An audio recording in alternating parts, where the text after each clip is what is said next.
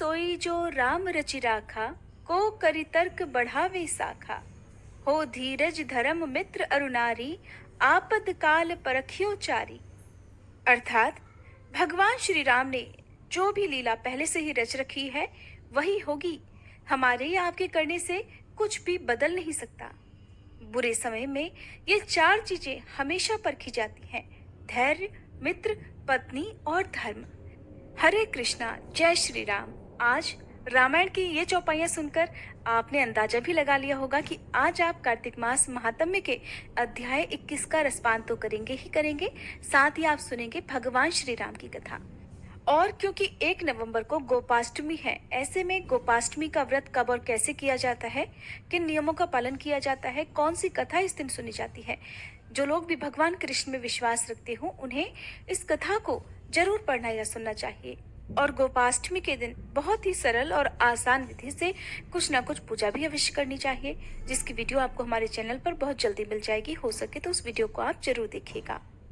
अध्याय 20 में आपने जाना था कि किस प्रकार गर्ग मुनि ने पिशाच योनि में पड़े हुए राक्षसों को तुलसी जी के जल से स्पर्श कराकर उन्हें प्रेत योनि से मुक्ति दिला दी थी।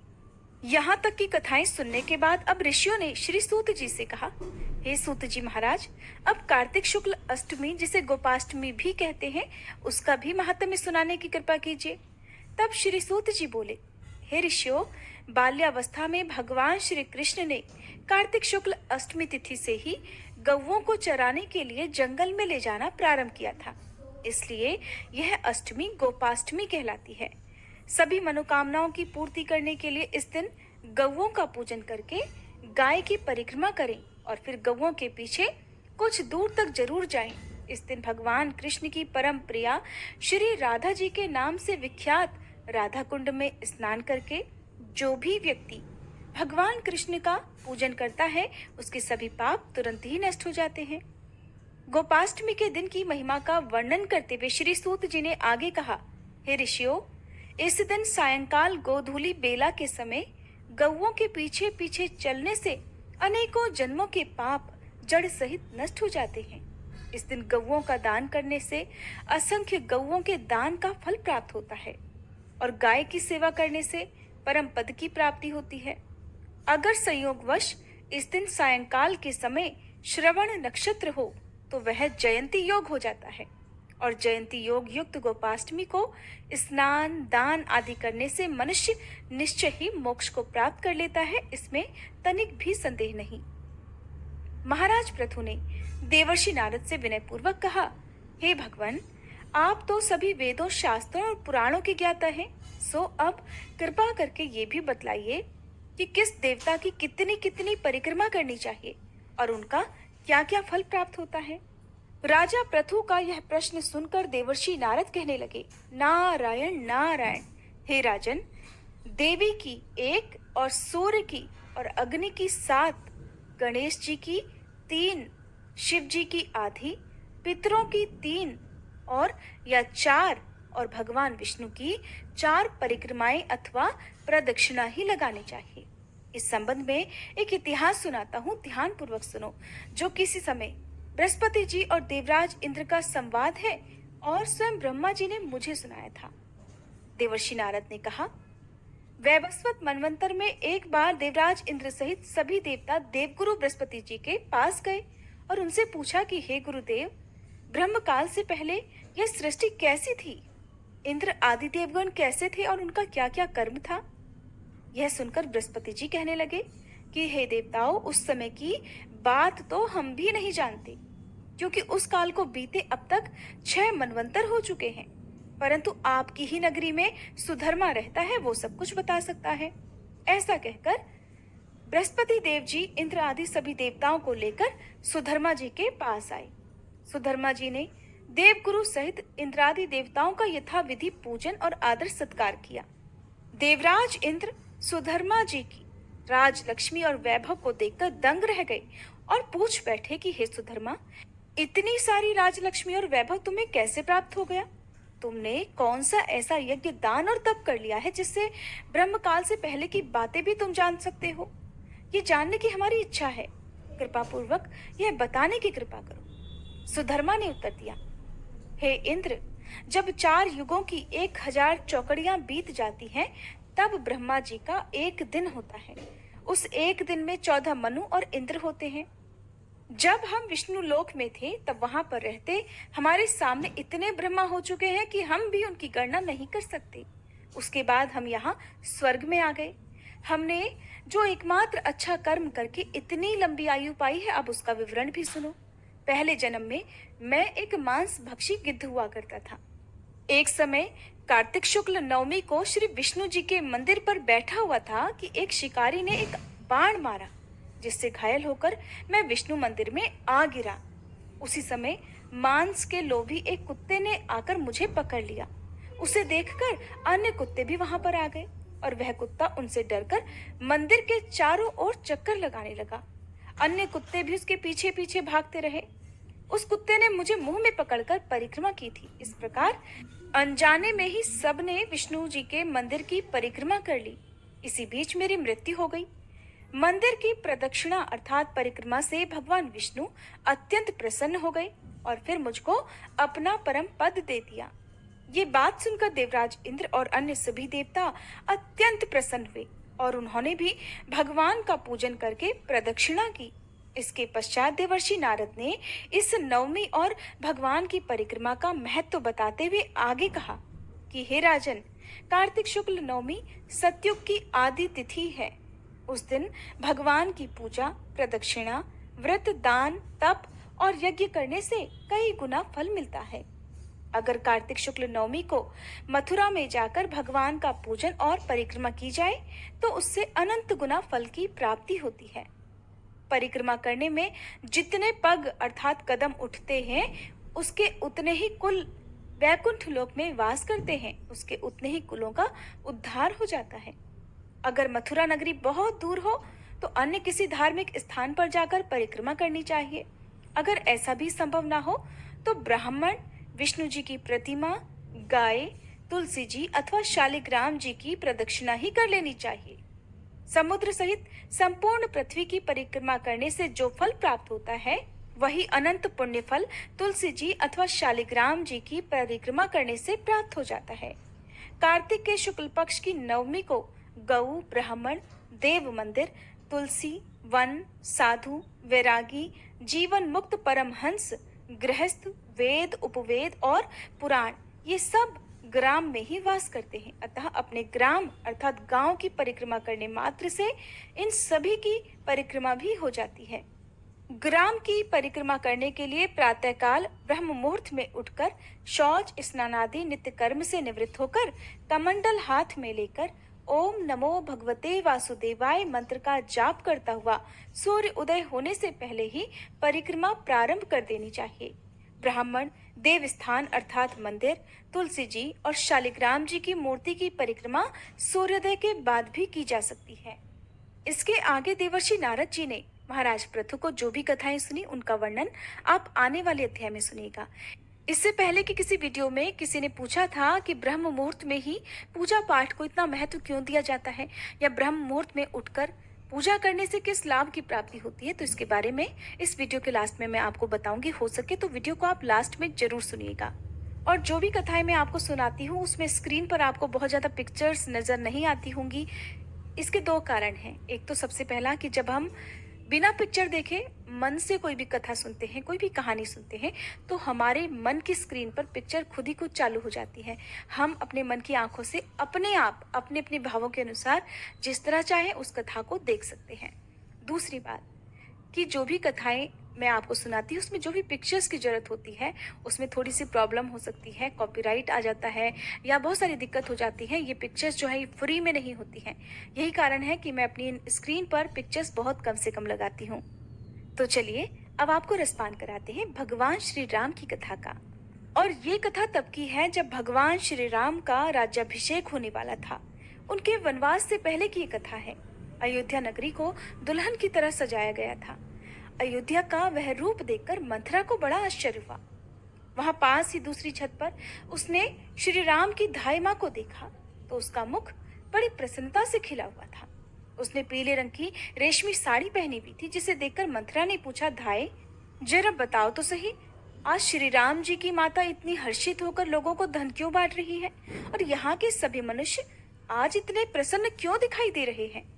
तब धाय ने मंथरा को बताया कि कुब्जे, महाराज दशरथ पुष्य नक्षत्र के शुभ योग में श्री राम जी को युवराज पद पर अभिषिक्त करेंगे। ये सुनकर मंथरा तो कुढ़ गई और उस विशाल प्रसाद अर्थात महल की छत से तुरंत ही नीचे उतर आई।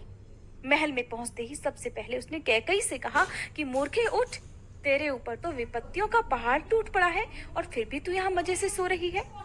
तेरे प्रेतम तेरे सामने आकर ऐसी बात करते हैं मानो सारा सौभाग्य तुझे ही अर्पित करते हो, किंतु तेरे पीठ पीछे वो तो तेरा अनिष्ट ही कर रहे हैं।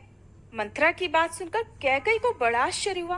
कैकई ने पूछा, मंथरे, अरे ऐसी अमंगल की क्या बात हो गई जो तेरे मुख पर इतना दुख छा रहा है?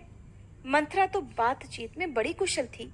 कैकई के मन में श्री राम के प्रति बैर उत्पन्न करने के लिए वो इस प्रकार बोली कि देवी, तुम्हारे सौभाग्य के विनाश का कार्य आरंभ हो गया है। महाराज दशरथ श्री राम को युवराज पद पर अभिषिक्त करने ही वाले हैं। ये सुनकर मैं तो तुम्हारे भविष्य की चिंता में जली जा रही हूँ। तुम तो राजाओं के कुल में उत्पन्न हुई हो और एक महाराज की महारानी भी हो, फिर तुम राजधर्म को क्यों नहीं समझ पा रही हो? तुम्हारे पति मुंह से बड़ी चिकनी चुपड़ी बातें करते हैं, परंतु हृदय से बड़े ही क्रूर और धूर्त हैं। उन्होंने मीठी मीठी बातें करके तुम्हें ठग लिया और अब रानी कौशल्या को संपन्न बनाने जा रहे हैं। उनका हृदय इतना दूषित है कि उन्होंने भरत को तो तुम्हारे मायके भेज दिया और अवध के निष्कंटक राज्य पर अब वे श्री राम का राज्याभिषेक करेंगे। हे रानी, वास्तव में तुम्हारा पति ही तुम्हारा शत्रु निकला। मंथरा की यह बात सुनकर कैकई सहसा अपनी शैया से उठ बैठी। उनका हृदय हर्ष से ओतप्रोत हो गया और बहुत ही प्रसन्न होकर मंथरा को पुरस्कार में उन्होंने अपने गले का एक हार उतार कर दे दिया। फिर कैकई मंथरा से बोली, अरे मंथरे, तूने तो आज मुझे बड़ा ही प्रिय समाचार सुनाया है। मैं तो राम और भरत में कोई भेद नहीं समझती, इसलिए राम का राज्याभिषेक होने वाला है, ये बात सुनकर मुझे तो बड़ा आनंद हुआ है। इससे बढ़कर कोई मधुर वचन तो हो ही नहीं सकता। यह प्रिय संवाद सुनाने के कारण तू अब मुझसे कोई भी वर मांग ले, वो मैं तुझे अवश्य दूंगी। अब ये बात सुनी मंथरा ने तो वह क्रोधित हो गई। उसने क्रोध में उस हार को ही उठाकर फेंक दिया जो रानी ने उसे अभी अभी दिया था। मंथरा बड़ी दुखी होकर बोली, रानी, तुम तो बड़ी नादान हो। जिस बात से तुम्हें शोक होना चाहिए उसमें तुम खुश हो रही हो। मुझे तो तुम्हारी दुर्बुद्धि देखकर बड़ा ही कष्ट हो रहा है। अरे, सौत का बेटा शत्रु होता है और सौतेली माँ के लिए तो वह मृत्यु के समान होता है। राम और भरत का इस राज्य पर एक समान अधिकार है, इसलिए राम को केवल भरत से ही भय है। लक्ष्मण तो राम का अनुगत है और शत्रुघ्न सबसे छोटा है, इसलिए राज्य पर उनके अधिकार की तो कोई संभावना ही नहीं। श्री राम को शास्त्रों का ज्ञान है और राजनीति में तो वह विशेष निपुण है। राज्य मिलते ही वह तो तुम्हारे पुत्र के साथ जो क्रूरतापूर्ण व्यवहार करेंगे उसकी कल्पना से ही मैं कांप जाती हूँ। मंथरा की ऐसी भड़काऊ बातें सुनकर भी कैकई उससे सहमत नहीं हुई। कैकई ने कहा, कुब्जे, श्री राम धर्म के ज्ञाता, गुणवान, जितेंद्रिय, कृतज्ञ और सत्य बोलने वाले हैं और वे राजा के बड़े पुत्र भी हैं, इसलिए वे ही युवराज होने के योग्य हैं। मेरे लिए तो राम भी भरत के समान ही प्रिय हैं। अगर श्री राम को राज्य मिल रहा है तो तू इसे भरत को ही मिला समझ, क्योंकि श्री राम अपने भाइयों को भी अपने ही समान मानते हैं। वे अनेक वर्षों तक राज्य करेंगे और पिता की तरह अपने भाइयों का पालन भी करेंगे। उनके बाद तो ये राज्य भरत को ही मिलेगा। तो तू फिर क्यों ईर्ष्या में इस प्रकार जल भुन रही है? कैकई की बात सुनकर निराश होकर मंथरा लंबी सांस खींचकर बोली, रानी, अब तुम्हें मैं कैसे बताऊं कि अपनी मूर्खतावश तुम अनर्थ को ही शुभ समझ रही हो। जब वह श्री राम राजा बन जाएंगे तो उनके बाद उनके पुत्र को ही राज्य मिलेगा, भरत को नहीं। क्या तुम्हें इतना भी ज्ञान नहीं कि राजा के सभी पुत्र सिंहासन पर नहीं बैठते हैं, केवल ज्येष्ठ पुत्र को ही राजपद मिलता है। अन्य सभी पुत्रों के समान ही भरत भी राज परंपरा से बाहर कर दिए जाएंगे और उनका शेष जीवन अनाथों की तरह वंचित होकर बीतेगा। कौशल्या का पुत्र राजा बनेगा और हम लोगों के साथ ही साथ तुम भी दासी बनकर उनकी सेवा में हाथ जोड़कर सदा खड़ी रहोगी। याद रखो कि अगर राम को निष्कंटक राज्य मिल गया तो तो वह अवश्य ही भरत को इस राज्य से बाहर निकाल देंगे या फिर उन्हें परलोक भी पहुंचा सकते हैं। अत्यंत कम आयु में ही तुमने भरत को मामा के घर भेज दिया। अगर भरत भी यहीं रहते तो राजा के मन में उनके प्रति भी समान रूप से स्नेह बढ़ता और वे अपना आधा राज्य भरत को दे देते। राम और लक्ष्मण तो सदा एक दूसरे के साथ रहते हैं, एक दूसरे की रक्षा करते हैं और उनका आपसी प्रेम तो पूरी अयोध्या नगरी जानती है। इसलिए लक्ष्मण का तो वह राम कोई अहित नहीं करेंगे, किंतु भरत का अनिष्ट अवश्य ही करेंगे, इसमें कोई संदेह नहीं। मुझे तो यही उचित जान पड़ता है कि भरत को इस राज्य पर अपना अधिकार मिल जाए और राम को वन में भेज दिया जाए। सौतेला भाई होने के कारण राम जिस भरत को अपना शत्रु मानते हैं, वह राम के राज्य में भला कैसे जीवित रह सकेगा? तुमने पति का अत्यंत प्रेम पाकर अपने अहंकार से जिनका अनादर किया था, वो तुम्हारी सौतन रानी कौशल्या अब पुत्र को राज्य मिल जाने पर तुमसे बदला अवश्य ही लेंगी। जब राम इस समस्त राज्य के स्वामी हो जाएंगे, तब तुम और तुम्हारे पुत्र भरत दीनहीन होकर अशुभ पराभव का पात्र बन जाओगे। इसलिए हे रानी, शीघ्र ही तुम कोई ऐसा उपाय सोचो जिससे राज्य तुम्हारे पुत्र को मिल जाए और इस शत्रु राम को वनवास में भेज दिया जाए। अब आखिरकार मंथरा की इस भड़काऊ बात को सुनकर कैकई पर उसकी बातों का असर हो ही गया। भड़कावे में तो कोई भी आ सकता है। क्रोध से अब कैकई का मुख, जो थोड़ी देर पहले खुश होकर चमक रहा था, अब क्रोध के मारे तमतमा उठा। वह मंथरा से कहने लगी, कुब्जे, अब मैं शीघ्र ही राम को वन में भेजूंगी और युवराज के पद पर भरत का राज्याभिषेक कराऊंगी, किंतु मुझे ये तो बताओ कि ये काम कैसे बने। तब मंथरा कहने लगी, हे कैकई, क्या तुम्हें स्वयं स्मरण नहीं या तुम मुझसे ही सुनना चाहती हो? तुमने तो बहुत बार मुझे ही खुद बताया है कि देवासुर संग्राम में जब तुम्हारे पति तुम्हें साथ लेकर देवराज की सहायता करने गए थे, तब एक बार युद्ध में उनकी चेतना लुप्त हो गई। तब तुमने ही सारथी बनकर उनके प्राण बचाए थे, जिससे प्रसन्न होकर महाराज ने तुमसे 2 वरदान मांगने को कहा था। तब तुमने अब तक वो वरदान सुरक्षित रखे हैं। आज वह दोनों वरदान तुम अपने स्वामी से मांग लो। एक वर के द्वारा भरत का राज्याभिषेक और दूसरे के द्वारा राम को 14 वर्ष का वनवास मांग लो रानी। अब मंथरा रानी कैकई को बताने लगी कि आगे उन्हें क्या करना है। मंथरा कहने लगी कि रानी, अब तुम तुरंत ही मैले वस्त्र पहन लो और कोप भवन में जाकर बिना बिस्तर के ही धरती पर लेट जाओ। जब राजा आए तो उनकी ओर आंख उठाकर भी मत देखना, उनसे कोई बात मत करना। उन्हें देखते ही रोने लगना और शोक मगन होकर धरती पर लौटने लगना। तुम अपने पति को बहुत प्यारी हो, इसलिए मुझे संदेह नहीं कि राजा तुम्हें इस दुखी अवस्था में देख पाएंगे।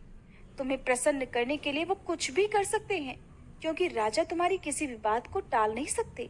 रानी, तुम्हें भुलावे में डालने के लिए वो तुम्हें मणि, मोती, स्वर्ण और अन्य रत्न देने का प्रयास करेंगे, किंतु तुम उनकी बातों में मत आना। उन्हें तुम उनके 2 वरदान अवश्य ही याद दिलाना। जब वे स्वयं तुम्हें धरती से उठाकर दोनों वरदान देने को तत्पर हो जाएं, तब तुम उन्हें शपथ दिलाकर ये दोनों वरदान मांग लेना कि श्री राम को 14 वर्षों का वनवास और बहुत दूर उन्हें वन में भेज दीजिए और भरत को राजा बना दीजिए। रानी, तभी तुम्हारे सारे मनोरथ पूर्ण हो सकेंगे। 14 वर्षों में भरत समस्त प्रजा के मन में अपने लिए स्नेह उत्पन्न कर ही लेंगे और राज्य पर भी अपना पूरा नियंत्रण बना लेंगे।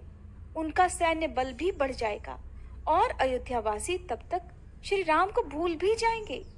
ऐसी बातें करके मंथरा ने कैकई के मन में विष भर दिया। उसे मंथरा की बुद्धि पर बड़ा आश्चर्य हुआ। कैकई कहने लगी, कुब्जे, तू तो बड़ी श्रेष्ठ स्त्री है, अब तो मैं तेरी बात अवश्य मानूंगी। अगर तू ना होती तो राजा के इस षड्यंत्र को तो मैं कभी समझ ही नहीं पाती। इस पूरे महल में केवल एकमात्र तू ही मेरी शुभ चिंतक है और सदा मेरे हित की ही बात करती है। इस प्रकार मंथरा की प्रशंसा करती हुई रानी कैकई कोप भवन में चली गई। वहां जाकर उन्होंने अपने मोतियों के हार, सभी आभूषण, रेशमी वस्त्र आदि उतार कर फेंक दिए और पुराने मैले कुचैले वस्त्र पहनकर वह धरती पर लौट गई। तो सुना आपने किस प्रकार मंथरा ने नफरत के बीज रानी कैकई के मन में भर दिए।